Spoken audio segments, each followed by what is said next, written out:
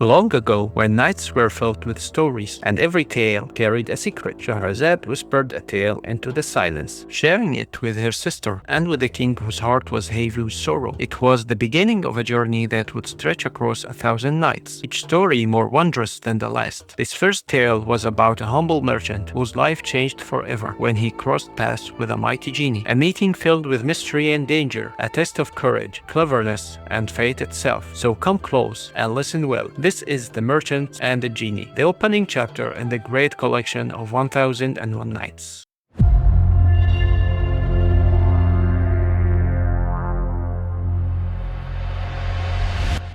Here's how our story goes, friends. There was this wealthy merchant traveling through the lands, minding his own business. One hot day, he stopped under a tree to take a break. He reached into his saddlebag, pulled out some bread and dates, and started eating. After finishing a date, he tossed the pit aside without thinking. Just a spontaneous act, something any person might do, but that small moment changed everything. The pit landed on something he couldn't see, the invisible body of a Jinni's son, who was nearby without the merchant knowing. And to the merchant's misfortune, the pit struck the boy and killed him. Suddenly, the peaceful air around the tree turned heavy and strange. Out of nowhere, a huge, powerful being appeared, his eyes burning with fire, his voice full of anger. It was the Jinni, and he was furious. He had come to take revenge. He believed the merchant had taken the life of his son, and now he demanded the merchant's life in return. The merchant was shocked and terrified. He hadn't seen anyone nearby, and he never meant to hurt anyone. But no matter what he said, the Jinni wasn't listening. His mind was set on punishment.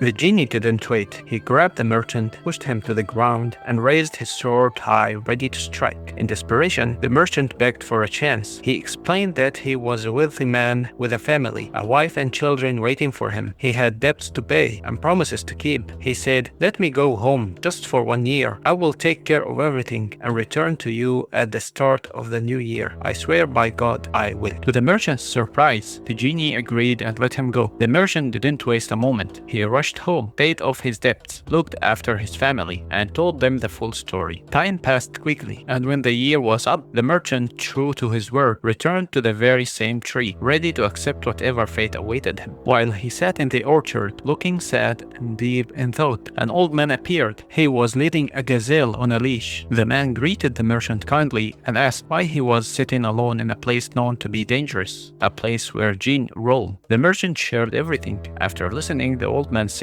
"By God, your story is something special. It carries a lesson for anyone who hears it." He decided to stay with the merchant, wanting to see what would happen next. Before long, a second old man arrived. He was leading 2 black hunting dogs. He greeted them and also asked what they were doing in such a strange place. They told him the full story too. He was so surprised. He chose to stay with them as well. Then came a third old man, riding a mule with a spotted coat. He too, after hearing the tale, decided to stay. And just then, out of nowhere, a great wind rose, whirling dust high into the sky. Out of the storm stepped the Jinni, swords in hand, his eyes full of fire. He shouted, "Stand up, I will take your life for what you did to my son." The merchant cried, and the 3 old men were shocked and saddened. They all began to weep alongside him. Then the first old man, the one holding the gazelle by a chain, stepped forward. He bowed and gently asked the Jinni, "If I tell you a story about me and this gazelle, will you give me 1/3 of this merchant's life?" The Jinni, curious, agreed to listen. So the old man began his tale. The gazelle beside him was once his cousin. They grew up together, and later he married her. They were married for 30 years, but never had children. Eventually, he took a second wife, and she gave birth to a son, a boy with eyes as bright as the full moon. When the boy turned 15, the old man had to leave on a business trip. But while he was away, his first wife, who is now a gazelle,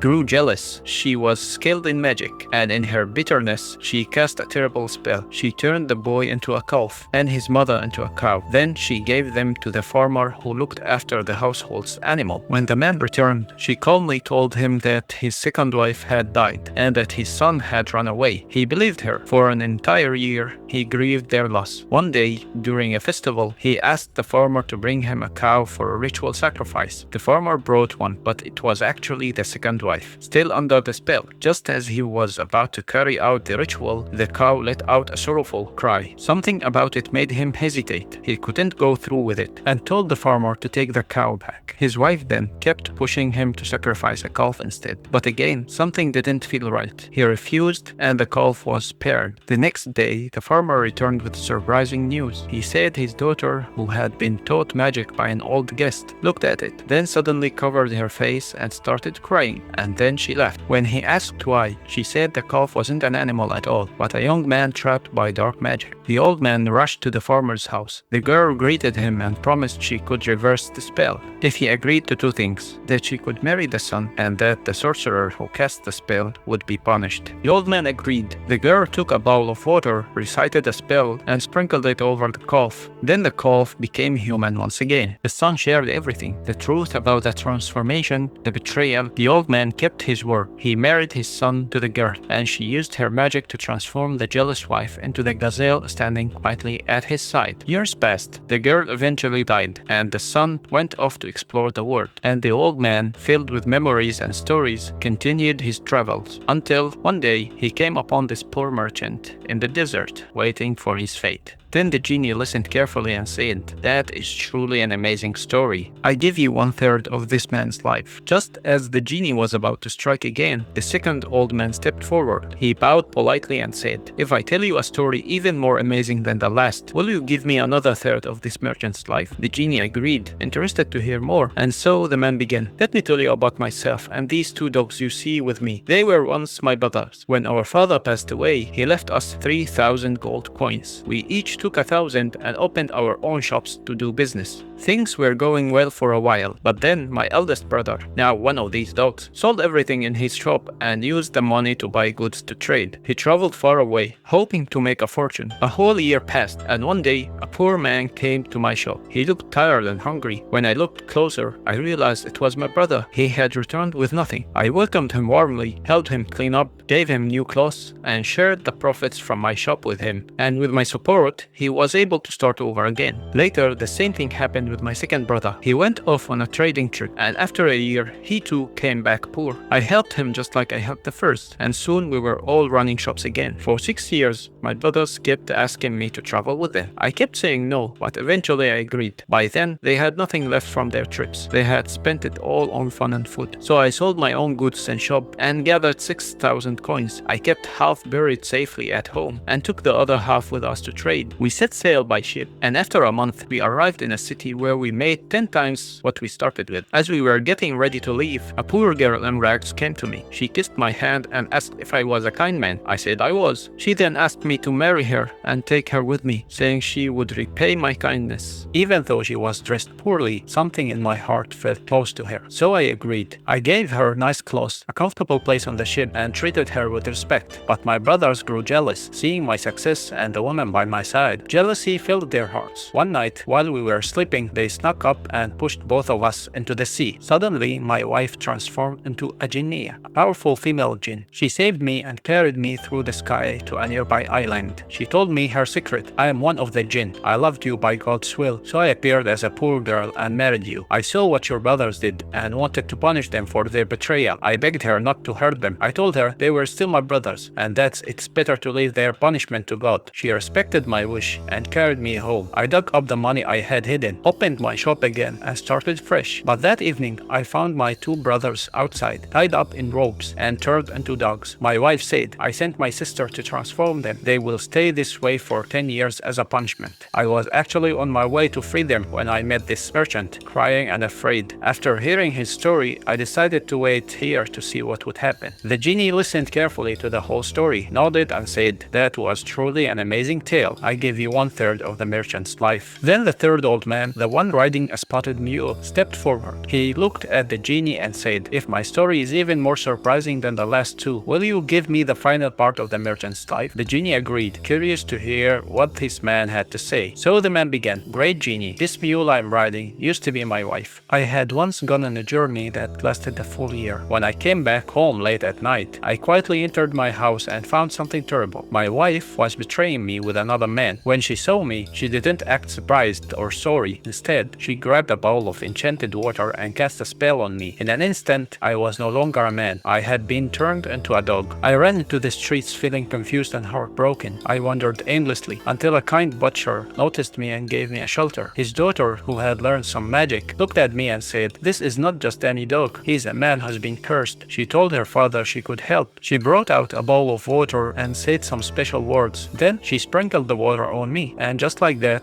I was a human again. I thanked her with all my heart and then asked if she could help me deal with my wife, not out of revenge, but to make sure she couldn't hurt anyone else with her magic. The girl understood and gave me some of the enchanted water that could be used to cast a spell in return. That night, I returned home and found my wife asleep. I sprinkled the water over her, and she turned into the mule you see right here. She's been like this ever since. At that moment, the old man looked down at the mule and asked, "Isn't that the truth?" The mule nodded his head, as if confirming everything. The genie, clearly amazed and even little entertained, said, "This story is most surprising of them all. I give you the final third of the merchant's life." And just like that, the merchant was safe. The merchant thanked the three old men with all his heart, and they all went their separate ways, each carrying a tale that would be remembered for generations. And this was the very first story that Shahrazad told the king. But she didn't share it all in one night. No, she cleverly stretched it across several evenings, keeping the king curious, delaying the dawn, and saving her life one night at a time. So if you enjoyed this tale, don't forget to come back for the next one, because the world of 1001 Nights is full of magic, mystery, and lessons hidden in every story. Until next time.